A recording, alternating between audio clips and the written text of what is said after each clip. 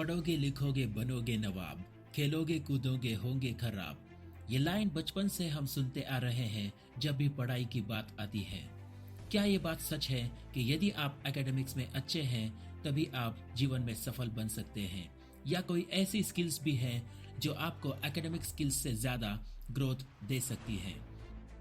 स्वागत है दोस्तों आप सभी का हमारे इस YouTube channel Explore and Know More में, जिस चैनल को सब्सक्राइब करने के बाद आप जिंदगी भर जिंदगी बदलने वाले विचार देखते और जानते रहेंगे।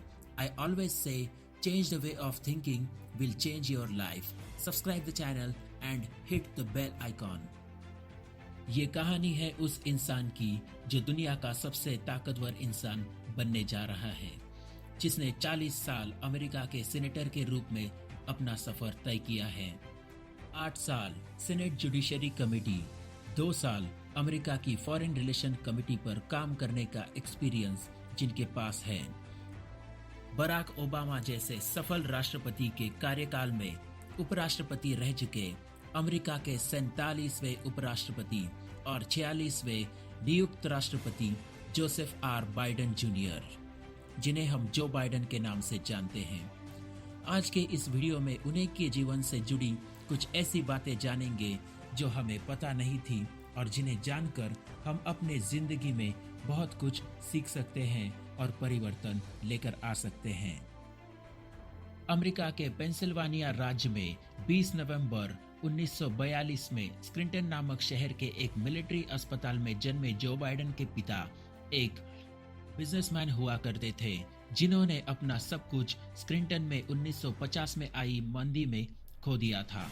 1953 में उनकी फैमिली क्लेमॉन्ट में शिफ्ट हो गई और जहां उनके पिता कार सेल्समैन के रूप में काम करते हुए अपने फैमिली को एक मध्यम वर्गीय लाइफस्टाइल देने में कामयाब हो चुके थे। इधर जो बाइडेन के करियर की शुरुआत धीरे धीरे हो रही थी। आर्च मेरी एकेडमी से उन्होंने अपनी स्कूलिंग शुरू की, जहां वो बेहतरीन फुटबॉल प्लेयर हुआ करते थे। जो बाइडेन को बचपन से ही स्पोर्ट्स और फिटनेस में रुचि थी। उनका एकेडमिक करियर उतना खास नहीं रहा। 1965 में उन्होंने बैचलर ऑफ आर्ट्स की डिग्री डेलावेयर यूनिवर्सिटी से कंप्लीट की, जहां उनकी रैंक 506 थी और उनके क्लास में कुल 688 बच्चे थे।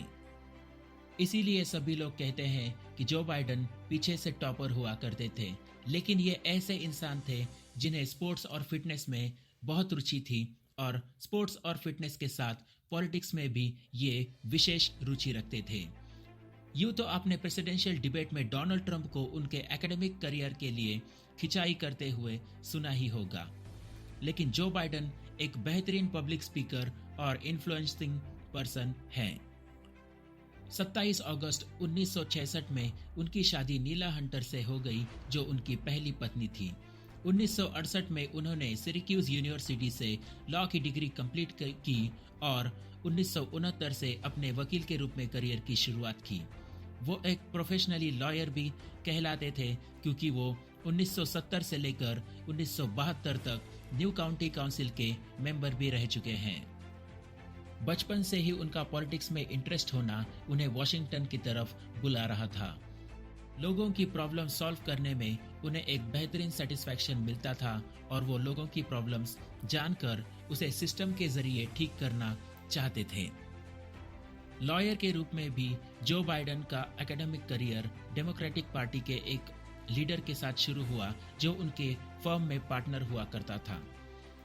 सिरक्यूज यूनिवर्सिटी के लॉ के क्लास में कुल 86 बच्चे थे और जो बाइडेन की रैंक उसमें भी 76 थी। मतलब ये पीछे से टॉपर हुआ करते थे दोस्तों, लेकिन ये एक बेहतरीन पब्लिक स्पीकर और इन्फ्लुएंसिंग क्वालिटीज वाले पर्सन हैं।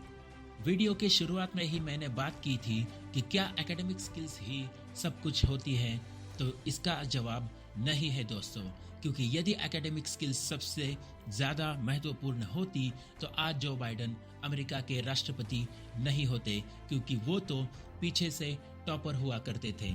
लेकिन ऐसी कौन सी बातें हैं जिन्होंने जो बाइडेन को आज इस मुकाम पर लाकर खड़ा कर दिया? वो है उनके अंदर की पीपल स्किल्स और इन्फ्लुएंसिंग क्वालिटीज।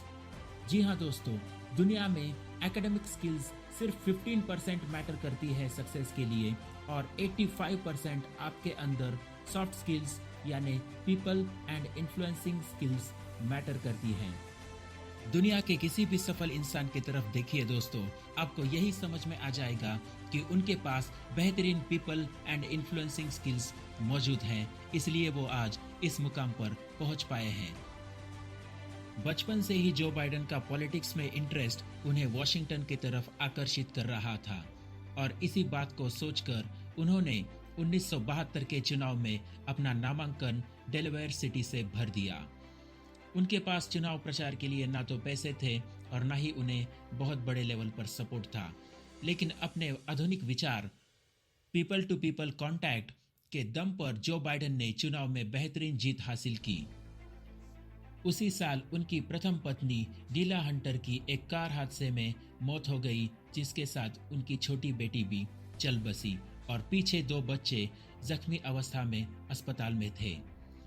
जो बाइडेन को अपने सीनेट की शपथ अस्पताल में ही लेनी पड़ी और वहीं से उनका वॉशिंगटन की तरफ रेल सफर शुरू हुआ।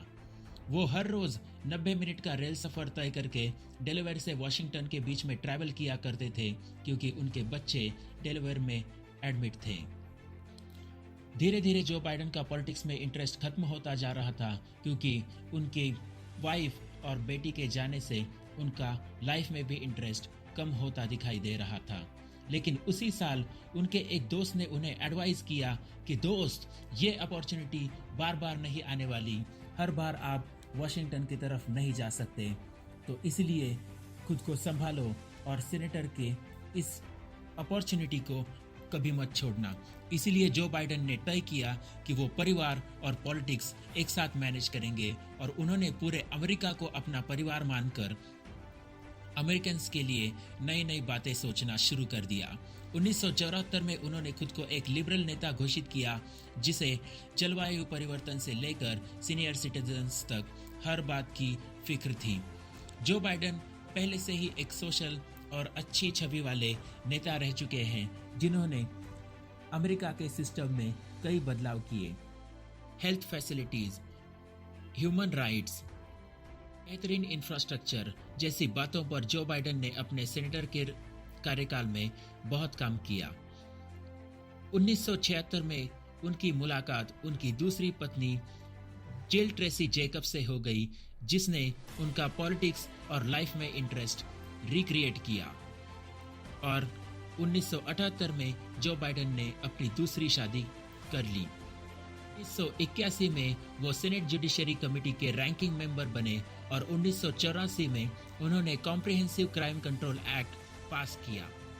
1988 के इलेक्शन में उन्होंने अमेरिका के प्रेसिडेंशियल पद के लिए नॉमिनेशन भर दिया और ब्रिटिश लेबर पार्टी के एक कार्यकर्ता का स्पीच चुराने के आरोप में उन्हें वो नामांकन वापस लेना भी पड़ा। यूं तो जो बाइडेन की जिंदगी से हम बहुत कुछ सीख सकते हैं, क्योंकि जिंदगी उसी के साथ खेलती है जो जितना बड़ा खिलाड़ी होता है।